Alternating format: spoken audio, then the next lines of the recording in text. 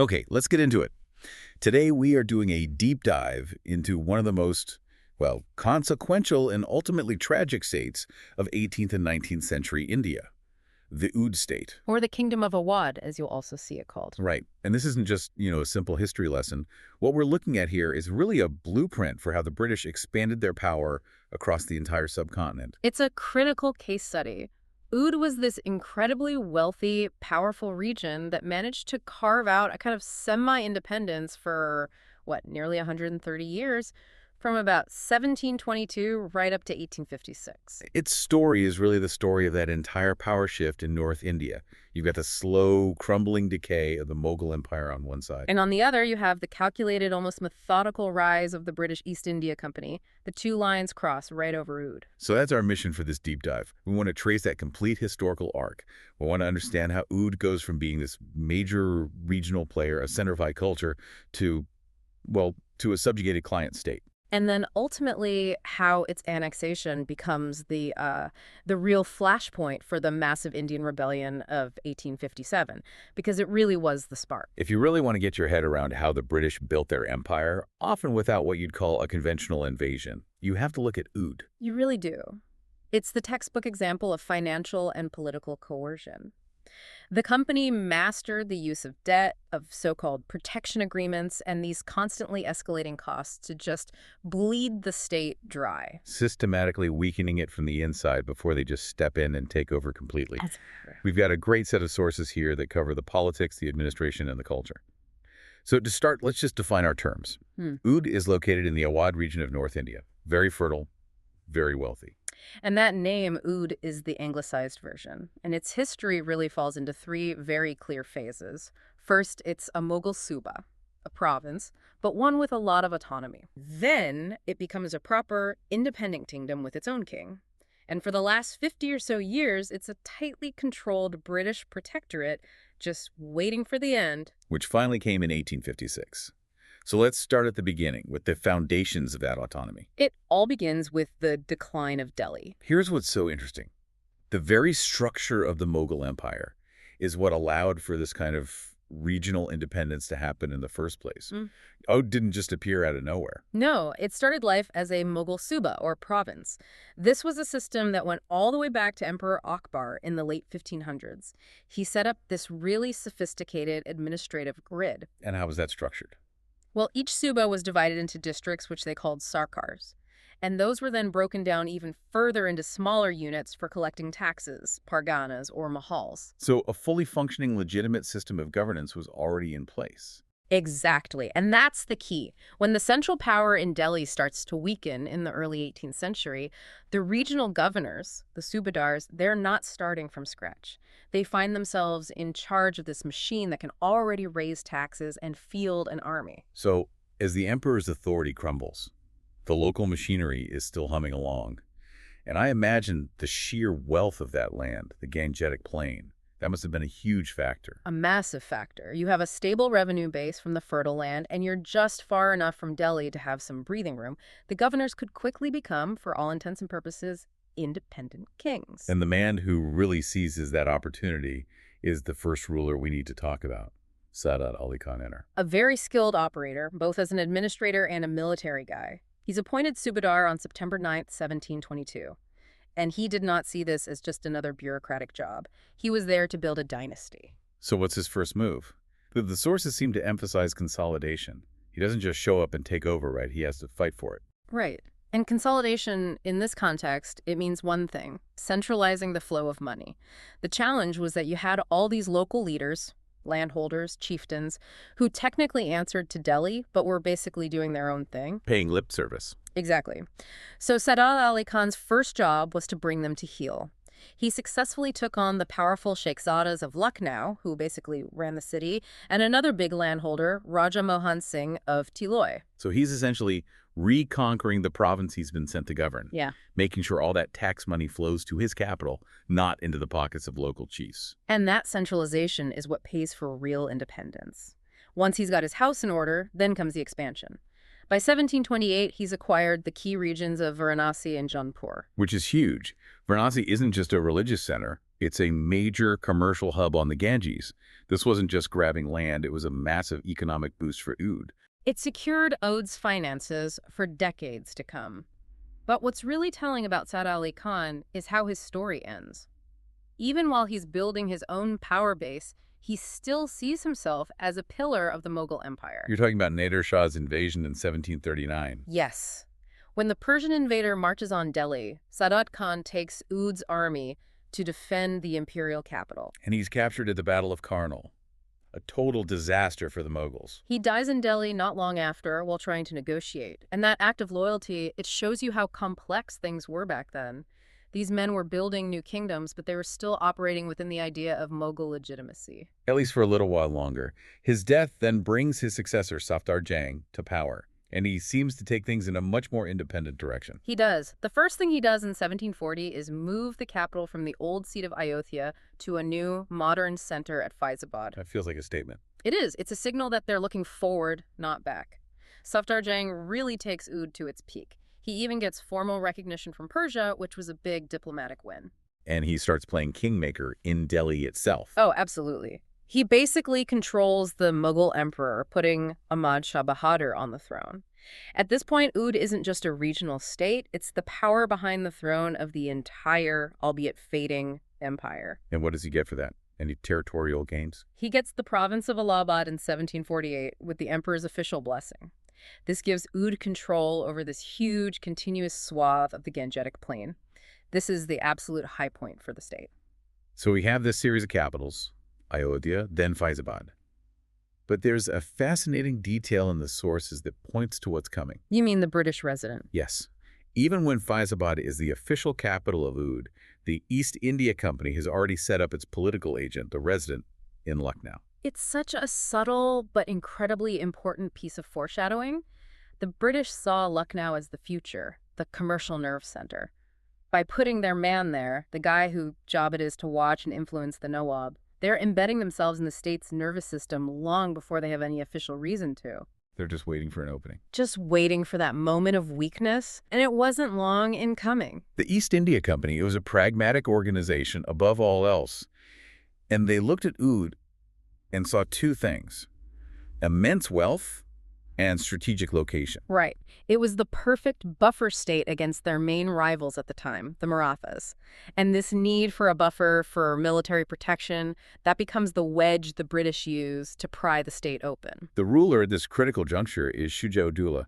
He seems like a pretty active political player himself. He was. He was the vizier, or chief minister, to the Mughal Emperor Shah Alam II. He even gave the emperor asylum after he'd been defeated by the British. Shuja-ud-Dowla definitely saw the company as a threat. Which leads directly to the turning point, not just for Oudh, but maybe for all of North India. Oh. The Battle of Buxar in 1764. Yes. Shuja-ud-Dowla allies with the deposed Nawab of Bengal, Mir Qasim, to try and push the British back. They were completely, utterly defeated. And Buxar is really the moment that cements British military dominance, isn't it? Much more so than the earlier Battle of Plassey. Without a doubt. And for Oudh, the consequences were immediate and devastating. They were all laid out in the Treaty of Benares in 1765.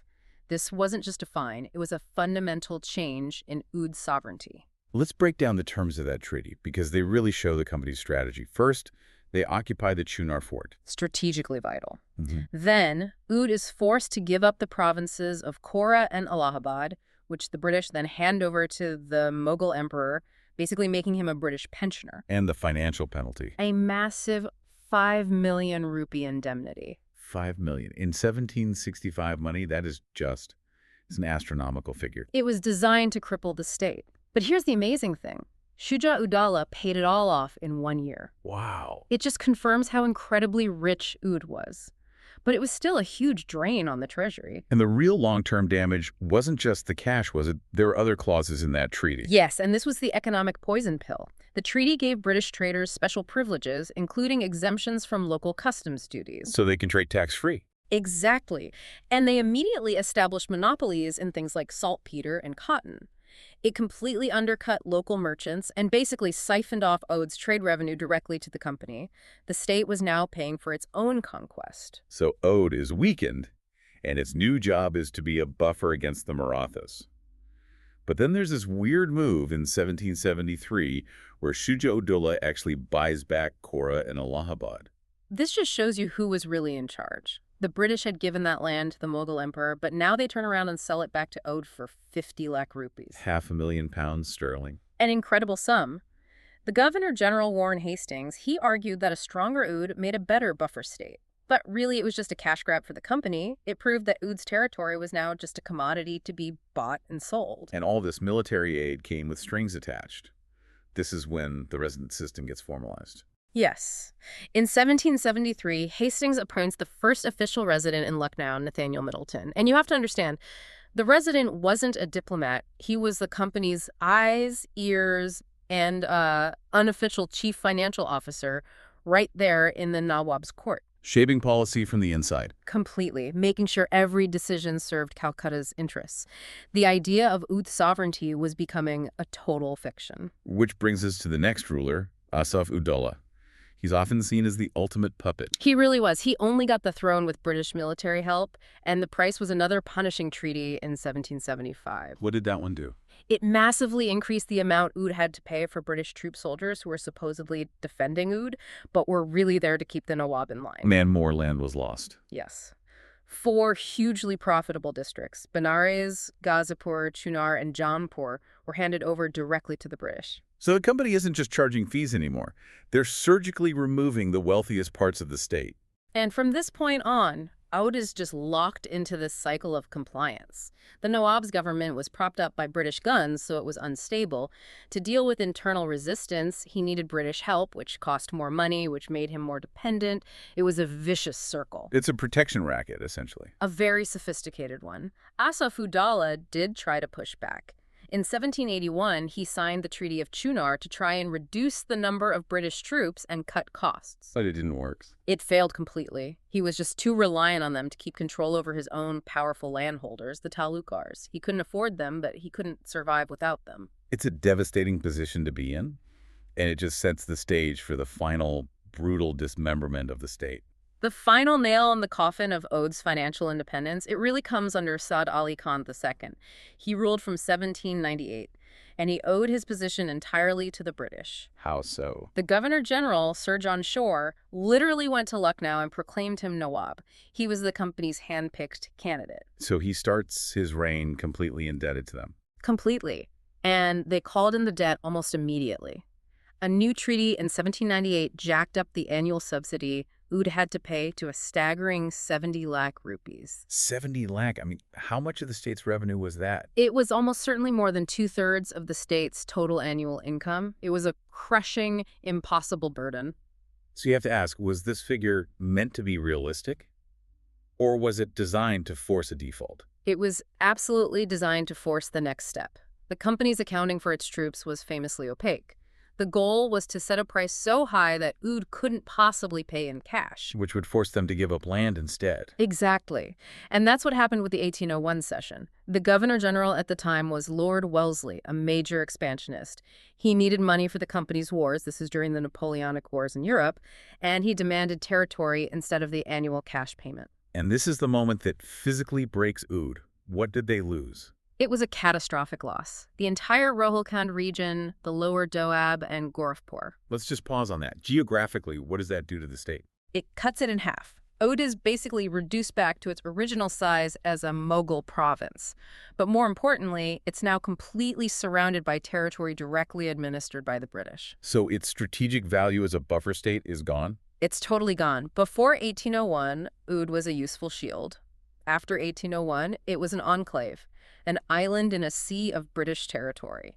It was strategically irrelevant, which made future annexation just a matter of convenience. But there was a trap hidden in that 1801 treaty, wasn't there?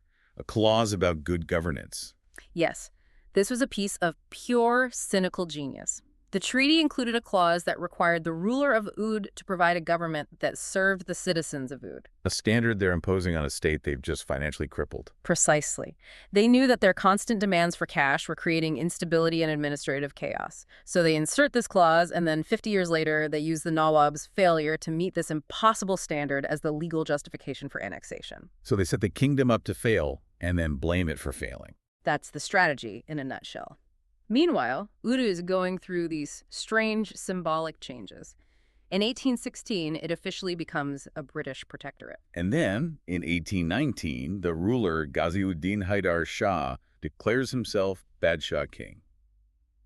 That sounds almost defiant. It sounds like it, but it was actually done on the advice of the British Governor-General. It was a way of formally breaking with the now powerless Mughal emperor in Delhi. So he declares independence from a powerless emperor at the exact moment he's become completely dependent on the British. The irony is just staggering, and you can see that dependency in the list of British residents stationed in Lucknow. These are not minor officials. We're talking about heavy hitters like Sir William Sleeman and Sir James Outram. These are serious administrators. Very serious. And their job was to write detailed reports back to Calcutta about all the supposed corruption and inefficiency in Oudh's government problems, of course, that were largely caused by British financial pressure. They were gathering the evidence that would be used for the final takeover. Let's shift from that political control to a really fascinating cultural and financial detail from this period, the Oudhi quest. Yes, this is a unique system set up by Ghazi-ud-Din Haidar Shah. He was a devout Shia Muslim, and he established a permanent fund to make payments to the Shia holy cities of Najaf and Karbala in modern-day Iraq. And how did he guarantee these payments? He deposited the principal sum with the British East India Company. The company would hold the money and pay out the interest forever. So the British become the permanent bankers for Oudh's religious endowments. That's right. The payments were structured as the interest on a massive loan that Oudh gave to the company in 1825. It was a clever move in a way. The Nawab was trying to use his wealth to secure his religious legacy and provide for his family, and he made the British the guarantors. He knew the state was doomed, but he hoped these payments would survive. A remarkable attempt to safeguard something permanent from a political catastrophe he could see coming. But of course, it couldn't stop the inevitable. No, it couldn't. The last ruler of Oudh was Wajid Ali Shah. He comes to the throne in 1847. And he's remembered less as a politician and more as an artist, isn't he? Very much so. A poet, a composer, a dancer. He really presided over the final brilliant cultural flowering of Lucknow. But his reign was tragically short. The end came on February 7th, 1856. The Governor-General, Lord Dalhousie, who was a notorious expansionist, simply deposed him and annexed Oudh. Just like that. Now, we need to be really clear about the legal justification here because it's often misunderstood. People link this to the Doctrine of Lapse. And that's incorrect. It's a crucial distinction. The Doctrine of Lapse was Dalhousie's policy for annexing states where the ruler died without a direct natural heir. But Wajid Ali Shah was alive and had heirs. He had multiple heirs, so the doctrine didn't apply. Dalhousie had to invent a different pretext, and the one he chose was allege internal misrule. Citing that clause from the 1801 treaty. Exactly. He claimed the Nawab had failed to provide good government, completely ignoring the fact that a century of British policy had made good government almost impossible. It was a total sham. And Wajid Ali Shah, to his credit, refused to sign the abdication treaty. He did. It was an act of personal dignity in the face of this complete humiliation. He was exiled to Calcutta. And within about 18 months of this annexation, all of North India just explodes. The rebellion of 1857. And Oudh was the absolute epicenter. The sense of betrayal there was universal. It wasn't just the royal family, it was the soldiers. So many of the company's own sepoys were recruited from Oudh. It was the landowners, the peasants. The territory was immediately lost by the British. And who steps up to lead the resistance? The key figure is Begum Hazrat Mahal, one of Wajid Ali Shah's wives. She becomes this incredible symbol of resistance. She refuses to accept the annexation and proclaims their young son, Burgess Qadir, as the new ruler. She then governed as regent. And she provided a focal point for what became a truly unified uprising. This wasn't just a military mutiny in Oudh. No, it was a full-scale popular war. You had the dynasty, the big landowners or talukars, the peasantry, and the city dwellers all fighting together to restore their king and kick the British out. The British had to mount a huge military campaign just to retake the territory. The Oudh campaign of 1858-59, it took massive resources. And even after they defeated the main Mughal armies, the resistance didn't just stop. You had guerrilla fighting continuing well into 1859, long after the rest of India had been pacified. That's how deep the resentment ran. And once the rebellion was finally crushed, That was the end of Oudh as a political entity, It was dissolved and merged into the British administrative system. Its territory was combined with the northwestern provinces. which eventually, through a few name changes, becomes the modern Indian state of Uttar Pradesh. That's right. The historical heartland of Oudh is really the core of what is now Uttar Pradesh. It's an incredible story. But before we wrap up, we have to talk about the culture and the people, because you can't understand the tragedy of Oudh without understanding what was lost. No, you can't. The ruling dynasty itself is fascinating. They were Shia Muslims with a deep Persian heritage. Their lineage traced back to Nishapur in Persia. And that Shia identity was important. It made them distinct from many of the other Mughal successor states, which were predominantly Sunni. It really shaped the culture of the court. But what's remarkable is how secular they were in their rule. They had to be. Let's look at the demographics because they tell the story. The population was about 3 million in the early 18th century, but the religious split is key. Absolutely. The ruling class was Shia Muslim, but the vast majority of the population, something like 4/5 or 80%, was Hindu.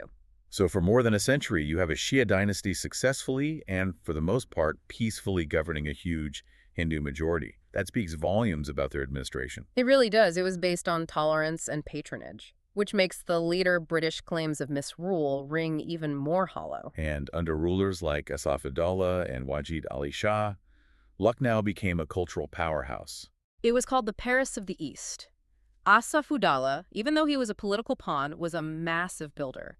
He commissioned the Bara-e-Mambara, this colossal shrine, and these building projects were often a form of famine relief, employing thousands of people. And then you have the arts under Wajid Ali Shah. He was a pivotal figure. He was central to the development of the Kathak style of dance and Thumri music, and he didn't just fund the arts, he was an artist himself.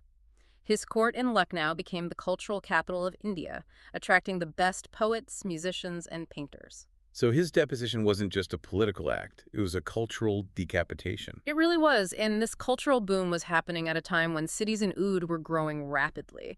While older imperial centers like Delhi and Agra were in decline, Lucknow and Varanasi were becoming huge metropolises. Driven by stability and, I assume, agricultural prosperity. Yes, the sources point to environmental factors. The lands around Oudh were more stable and fertile than regions further west, so people migrated there. That population growth further fueled the economy. And you can't forget the religious significance of the land itself. You've got Ayodhya, Varanasi, Allahabad, all major Hindu pilgrimage sites. Right, which again necessitated that secular, balanced approach to governance. It was a complex state with deep internal divisions. You had these powerful local landholders, the Talukars, who were a constant challenge to the central authority. The very people the British later claimed the Nawabs couldn't control. The very same. And ironically, when the rebellion broke out in 1857, it was many of those same Talukars who became the military leaders of the fight against the British. Their loyalty was to the institution of the Nawab, not the foreign company. It's just such a clear and painful picture.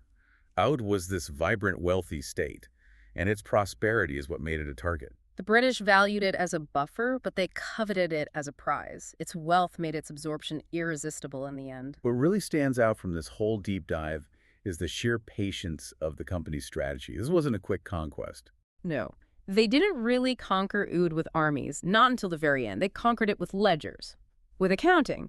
If you just follow the money, the 5 million rupee indemnity, the 50 lakh to buy back its own land, that insane 70 lakh annual subsidy, it's a masterclass in financial warfare. They weaponized debt. They weaponized debt and the cost of protection. They bled the state dry, created chaos, and then stepped in to restore order. It's the ultimate squeeze play. They go from being a trading partner to a protection racket, and finally to the new landlord, all while pretending they're just there to help. And that brings us back to that question of legitimacy. The sources are clear that everyone in Oudh, the Muslim elite, the Hindu landowners, the Hindu peasantry, saw the 1856 annexation as a profound betrayal.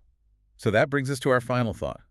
Given that the Nawab's family was known for its secularism and that they successfully governed a state that was 80% Hindu, what does the fierce, unified resistance in 1857 tell us about how the people of Oudh saw their own rulers versus how they saw the British?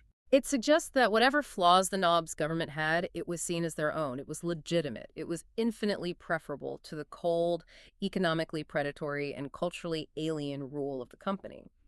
The people of Oudh didn't rise up to get rid of their Nawab. They rose up to get him back. That unification of the Hindu majority and the Muslim leadership in that rebellion, that's a powerful statement.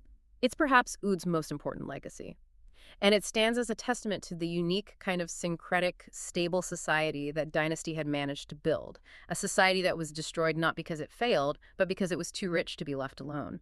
That question of how that unity was forged and what it meant is something absolutely worth exploring further.